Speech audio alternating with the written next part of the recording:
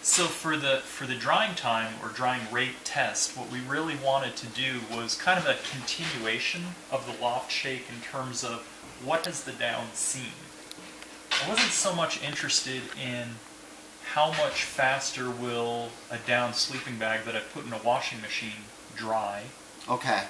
I'm more focused on, you know, without external heat, without the down having completely wetted out, how quickly will it recover? Right, because that represents a more real-world setting. Your down sleeping bag or your down jacket, even if it's no longer thermally efficient for you, the down isn't completely saturated. Exactly. Okay. Exactly. So, similar to the loft shake test, we put down in the jars, give it a prescribed number of shakes, and then pour the whole sample into these cylinders with the mesh on the bottom. And then with the down sitting there, not in a completely matted out, you know, sort of shower drain kind of state, but where it still has some loft to it, we monitor the weight. And, you know, literally put these on a balance and weigh. Oh, interesting. Okay. Take their weight as a function of time. So all these are pre-weighed out to be the same. Okay. Not necessarily the same, but we know what their weights are.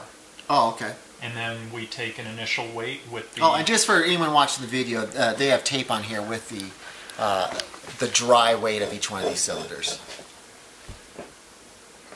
And they're all, you know, we kind of just good lab practices. We use our drying oven to standardize things and monitor that weight as a function of time. Okay.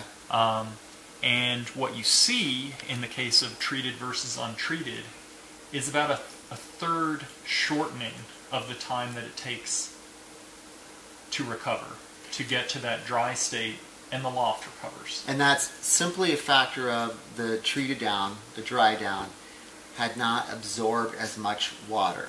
Correct. Okay. Correct. Is your drying oven, is there humidity present in there, or is it just a sun? So the drying oven in this test is only used to ensure that we're getting a good starting weight on the cylinders. We don't use the drying oven as the test is being conducted. Oh, okay. Gotcha. Right. I mean, as the mesh or the tape or the rubber band might absorb a tiny bit of water, a fraction of a gram, but gotcha. Just for accuracy. We do it inside here in you know, HVAC controlled conditions. We do monitor the temperature and keep it within a 5-degree window, which our HVAC system conveniently delivers pretty consistently. And what's your relative humidity in here right now? Right now, it's probably around 15%.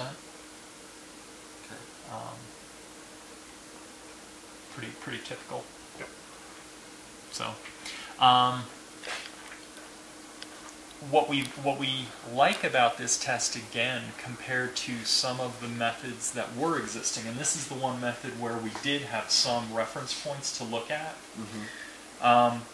Virtually all of those tests are designed to mimic a machine washing, machine drying condition, where the down has been completely wetted out. And you're asking the question, how quickly, with mechanical and with electrical energy, how quickly can I dry the down? Yes, that's relevant, but really from a consumer standpoint, the far more important drying condition is when you're out in the field. Yeah, this is a field. Yeah, this is real. This is real world. I mean, as test tubey and as lab as it looks, it's a whole lot more real than putting it into a dryer. Yeah.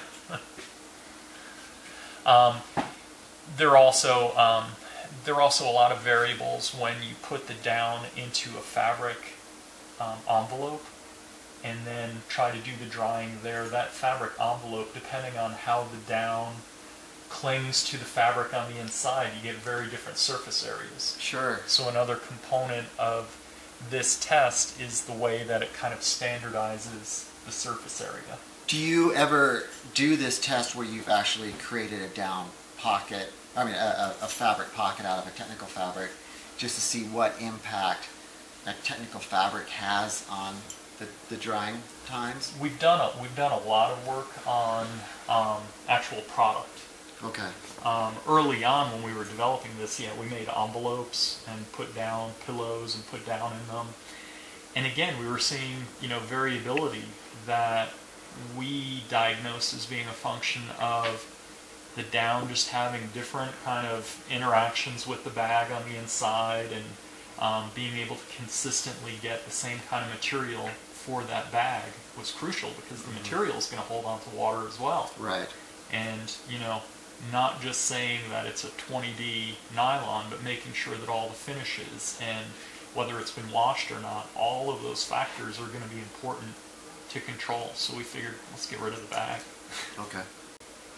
So we still use these 3 tests very regularly to monitor QA and to look at new technologies. But most of our development efforts have been focused on product testing, both in the lab and in the field.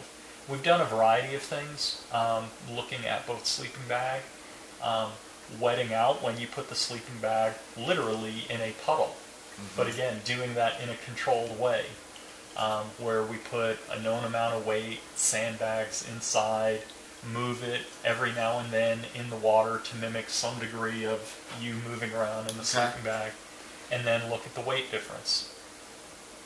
You have to run a lot of trials to get as good data as you do from this, but again, you see the benefit coming through.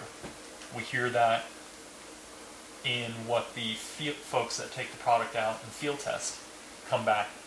Sometimes they've got a hero story where it's like, oh man, this bag saved me. I slept outside and didn't think about it, and all of a sudden there was rain or there was puddle, and it really, really worked.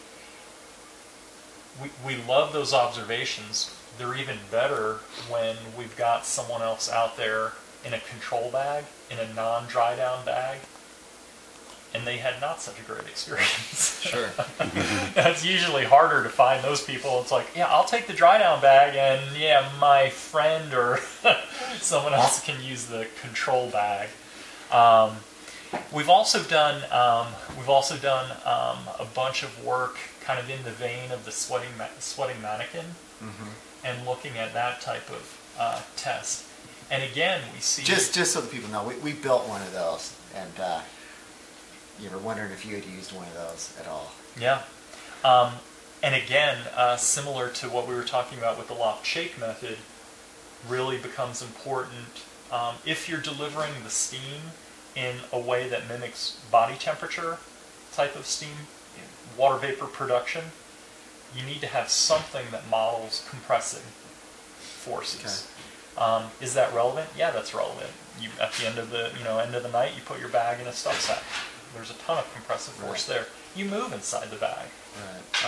Or if it's a jacket, you're wearing a backpack, and you're getting arms rubbing up against your body. Exactly. Down there. Okay. Exactly. In the context of apparel, we've done a fair amount of work with items where we make split jackets, where we've got DriDown on one side of the jacket and regular untreated down on the other side of the jacket. Looking at loft retention, and it becomes more challenging to make quantitative claims based on that. You've got a much smaller amount of loft and many more variables. But at the end of the day, when we take the field data and look at it, you see a range of, performed fantastically to, yeah, I think there was a difference, to, there wasn't any difference. Okay. But then when you probe, well, there also wasn't any challenge. Right. And we've all had many, many very successful days where down didn't fail. So you're not always going to see the technology do its thing. Right.